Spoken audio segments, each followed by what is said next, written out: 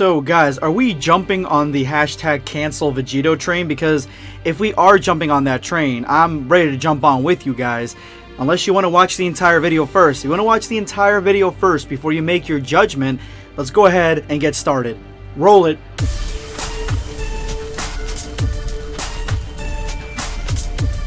Prepare yourself, dancing. Smash that like button, and if you're new to the channel, make sure to hit that subscribe button and turn on notifications. That way you never miss a video. That's right, you guys did not misread the title. Yes, Vegito has abused Majin Bra. That is right, that is something that has happened in the brand new chapter of Dragon Ball Multiverse. In this saga of Majin Bra, we get this revelation. Now, I'm going to jump into the chapters, but I don't know how I feel about this, because Majin Bra has done a lot of fucked up stuff, and the regular Bra, like without the Majin mark, you know, the version that fought King Cold, yeah, she was already kind of like over the top. She was extreme, she was brutal, she was extremely aggressive, and I don't think that solely comes from her training with Vegito, but from the panel that we get to see in this new chapter, you kind of start to think, okay, so Vegito must have a lot of Vegeta in there to do this, because Goku would never say the things that Vegito says to Majin Bra. So the last we saw in Dragon Ball Multiverse, Majin Bra has taken out Gohan into regular Bra from a different universe, who I've just been calling GT Bra because it's exactly what she is, into GT Bra's lap.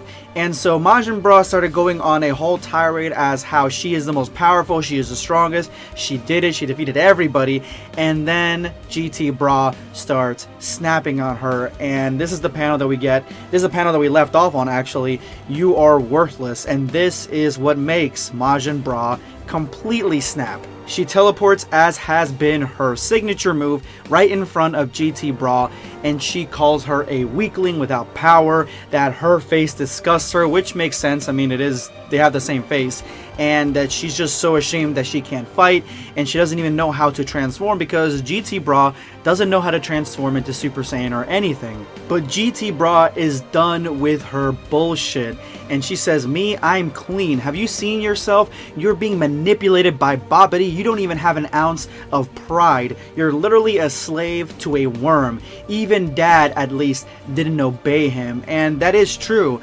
Vegeta, he fought against Babidi's programming and ended up just fighting Goku, and he then fought Majin Buu. So Vegeta has more willpower than Majin Bra does. But GT Bra, she's going a little bit over. She's stepping over that boundary there, because she starts poking Majin Bra right in her head, right in her Majin mark, and says that she is psychotic and she's just acting tough, but her mind is just completely mush. And I don't know, when she started touching her head like that, I'm thinking in my head, it reminded me of when Kankuro from Naruto, he grabbed Gaara back in like OG Naruto. Yeah, it reminded me of that, because when he did that, after we've seen what Gaara can do, like, I like gasped. I'm like, oh shit, he's gonna kill his own brother.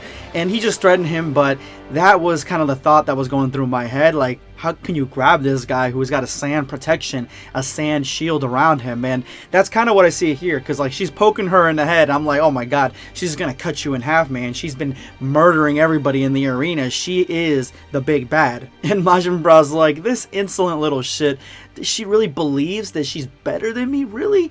And then she starts thinking, like, in her head, you can see that she's focused on everything that everybody has said. The Kai, the rest of the characters, especially the Gohans, have been basically throwing jabs at the fact that she let herself be controlled so easily, and the fact that she did promise, you know, my homegirl right here, you know, my bae right here, my human bae right here, she did promise to defeat evil, and look, she's become the evil. She is killing everybody, and she's just thinking about that all in her head. So I guess she was listening to what everybody was saying. She was just laughing and cutting them in half and blowing holes in them, not really caring what they were saying, but it did land, especially the Kais. I was surprised about that. And that's when she starts having her Azula moment. She starts thinking in her head, you're weak, you're corrupt, you hurt your friends. The same stuff that Azula went through, except she didn't have any friends, really. I mean, she kind of did, but yeah, the same stuff that Azula kind of went through in the Avatar, she's doing the same thing here. And remember, guys, that Majin Bra, or Bra from this universe, she's kind of messed up already. She actually is born with a chip on her shoulder. She thinks she's stronger than anybody. She's ready to destroy the planet just to defeat somebody in a fight. And then now we have abuse by Vegito. And on top of that, she is a kid that was born out of 3 different parents, which is Bulma and the fusion that is Vegito, which would be Goku and Vegeta. So she is understandably crazy. All this is too much for her, and she gets on her knees, and GT Bra starts talk no jutsuing her and telling her that her soul is black, and just trying to dig into her. And as you can see, which is a interesting, really well done contrast, the Bra that has no power, she is the one towering over the Bra that has all the power and has just murdered everybody. And that's when she starts yelling at her. You have no idea what she's been through. For her, everything is so simple because, you know, she isn't a fighter or anything like that, and she didn't have to grow up the same way that, you know, Bra did, Majin Bra did. And then we cut to the flashback. This is years ago. It looks like they're out in space because you can see that rocks are just floating in the background. They're probably like, you know, in the ozone layer around there where, you know, things can float and stuff. I don't think they're in space. But you see that Vegito is towering over what seems to be like a preteen Bra, like a very young Bra. And he tells her, I'm still much stronger than you, but one day, eventually, you will surpass me, which makes sense. I mean, Vegito is the most powerful being in Dragon Ball Multiverse as of this moment, and she is the daughter of Vegito. She is the daughter of the 2 most powerful Saiyans combined, so her power level has to be up there. It has to be exponentially greater than anybody that has come before from this sort of union. And that makes sense that Vegito knows that at some point, because he's probably seen her power right now, and he probably sees that, yeah, she is really powerful. And we've seen in the tournament that she is powerful. Now she's a Majin and she's extremely powerful. So he knows that she has unlimited amount of strength and that she has unlimited amount of potential. But then, here's a twist. As Vegito towers over her, he says, so before that day arrives, I will kill you. And if this is not the first time that Vegito is telling her this, and he's told her this several times throughout her life, even just this time, honestly, she's a kid, remember that. She is just a kid. And to have her father tell her that you'll become strong one day, and like, you'll be around my power, which any father would be like, I'm proud that my kid is, you know, around my strength or stronger than me. Like, do you want your kids to do better? Vegito's like, but once you get there, I'm just gonna cut you down like a pig. I'm just gonna cut you in half. You're gonna be dead.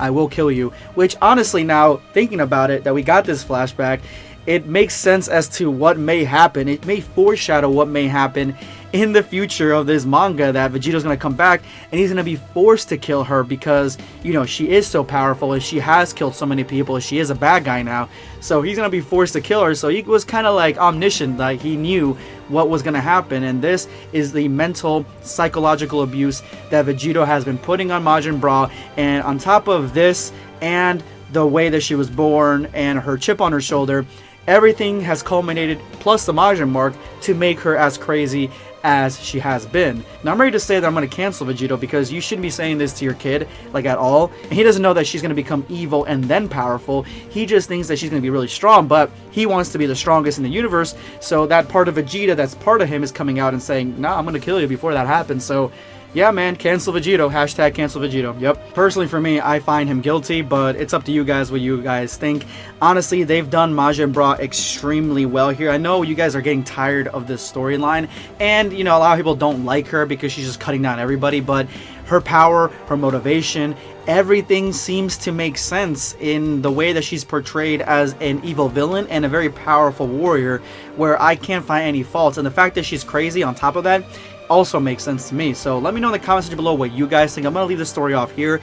Let me know what you guys think of this part of the story. Do you think Vegito's guilty? Do you think he's not guilty? And if you made it to this point in the video, you are now part of the hashtag End a Video Squad. Thank you guys so much for all your support. Make sure to drop that comment with that hashtag for a chance to be featured in my next video. Today I'm going to be responding to Cheesy Fries 79. That intro is beyond accurate. Yes, Yes, it is. I believe so. Although further on in the clip, I have the full one in the description of that video, but further on, Vegeta ends up beating Moro, and that obviously doesn't end up happening. But the beginning part, describing what Moro is, and now he's basically Cell, yeah, that part is accurate. If you guys don't know what I'm talking about, he's talking about my last video, the one I uploaded yesterday. I'm going to have a link to it in the description below in the top comment. Go ahead and check it out. Thank you so much for your comment, Cheesy Fries. This is going to be Blackscape, signing off. Take care, guys.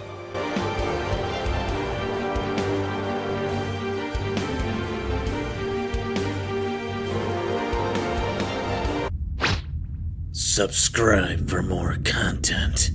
Or perish.